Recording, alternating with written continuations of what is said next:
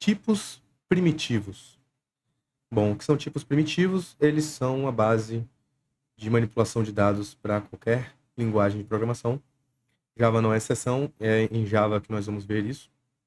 Pode servir, claro, para outras linguagens, como C Sharp ou coisa parecida. Até mesmo JavaScript, que não é uma linguagem tipada, você pode entender como é que funciona por trás dos panos, tendo em vista como são os tipos numéricos e os tipos de caractere, né? Então vamos começar aqui. Coloquei alguns comentários. A gente vai falar aqui dos 8 tipos primitivos diferentes na linguagem Java. Nos tipos numéricos, a gente começando aqui com os tipos numéricos, podemos ver que eles são divididos em inteiros e decimais. Então, por exemplo, vamos começar então com um byte. O byte não é muito utilizado, mas claro, você vai ver por aí de vez em quando em alguns códigos. Um array de bytes, por exemplo, pode ser utilizado para o armazenamento de imagens, mas a gente não vai entrar nesse assunto agora. Só saiba que não é muito utilizado, mas claro, não significa que ninguém usa, né? Então você pode sim acabar vendo um byte em algum código que você for mexer futuramente. De qualquer forma, os bytes são um tipo primitivo, consegue armazenar números inteiros de 8 bits. Então ele vai de menos 128 até 127. Então, por exemplo, se você colocar 128 aqui, você pode ver que ele está com essa linhazinha vermelha, que indica que ele não consegue transformar o byte em int. Cannot convert from int to byte, né? Então a IDE, ela vai te indicar quando há esses pequenos erros, né? Então, no caso, um byte, ele só consegue armazenar de menos 128 até 127. Então você não vai tentar colocar nem menos nem mais, né? Eu tô aqui usando o Replit, que é um ambiente de desenvolvimento web. Você pode usar o desktop ou qualquer outro. Bom, de qualquer forma, vamos continuar aqui. Temos também o short. Ele armazena dados de até 16 bits. Pode ir de menos 32.768 até 32.767. E, claro, como o nosso querido byte ali, se você colocar um pouco mais ou um pouco menos, ele também não vai funcionar, porque ele, como diz aqui, não consegue converter de short para inteiro, né? Então vamos voltar aqui. Ele também não é muito comum, igual o byte, mas claro, não significa que você não vai ver. Agora, um dos mais comuns, um dos mais poderosos, um dos mais utilizados, com certeza, é o int.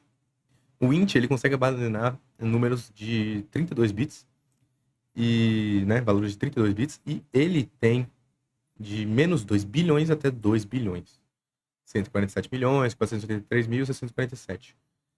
Esse é o máximo de valor que ele pode armazenar. Você vai ver muito int sendo utilizado em vários projetos. Outro tipo primitivo numérico, ainda nos números inteiros, né, é o long. Ele consegue armazenar, eu acredito que seja 9 quintilhões, acredito que seja 9 quintilhões aqui. Então ele consegue armazenar 9 quintilhões de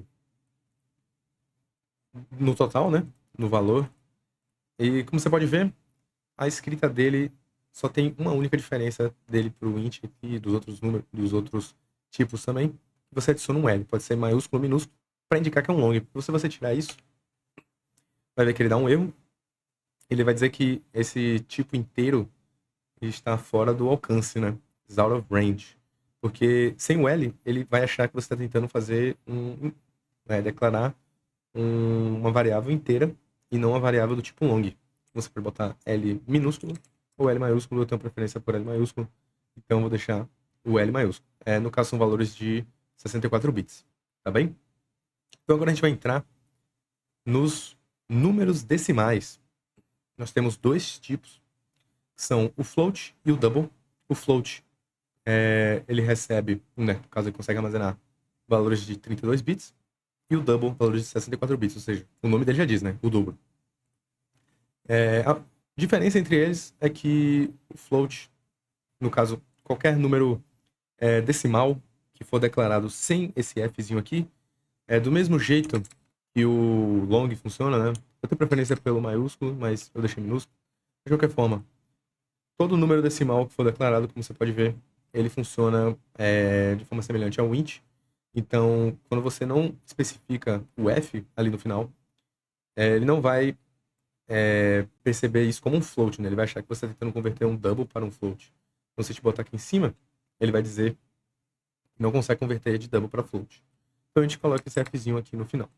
Você vai ver que é muito mais utilizado o double do que o float, tá? Mas, claro, você pode utilizar os dois, dependendo, né, do seu objetivo nos projetos e dos projetos que você esteja fazendo manutenção ou vendo futuramente, né? Então agora nós temos os tipos booleanos. Os tipos booleanos, eles são extremamente importantes, você vai ver direto no seu código.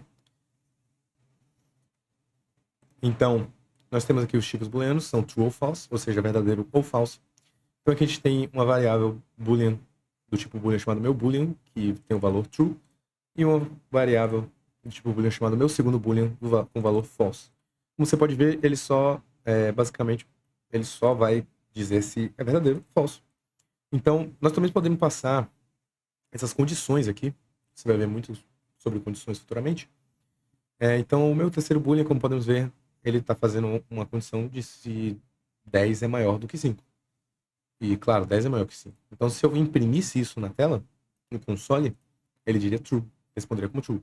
Porém, aqui ele está falando que 10 é menor que 5 no meu quarto boolean, o que, obviamente, é falso. Então, se eu fosse imprimir isso na tela, ele diria que meu quarto boolean é falso, né?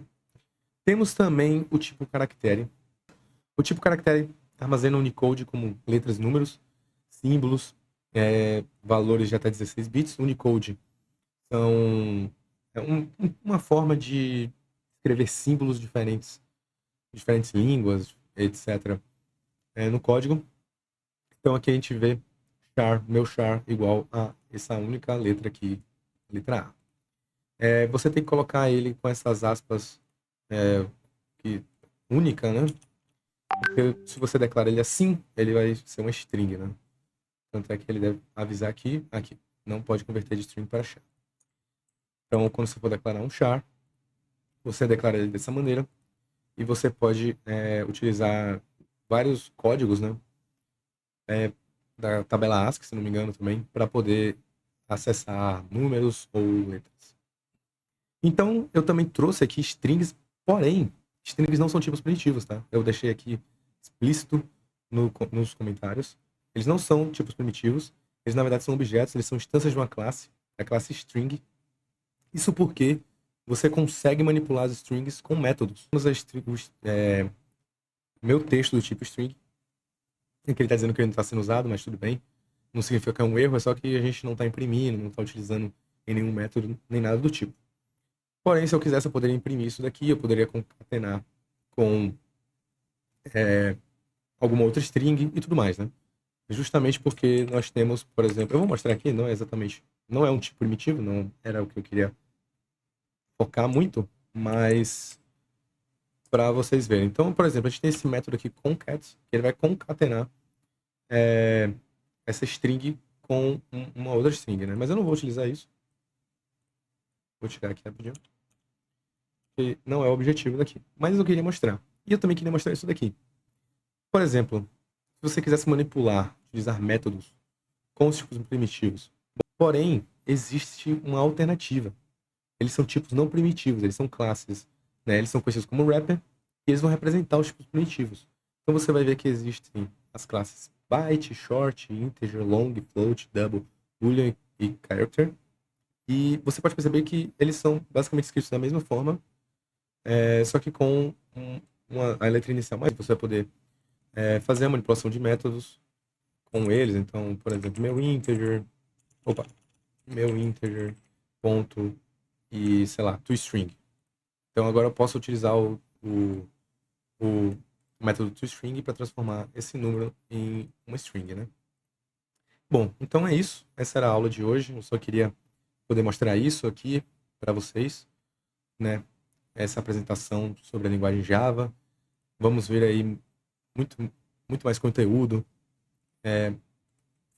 loops, né? Laços de repetição, né? Sobre arrays e muitas coisas mais para vocês aprenderem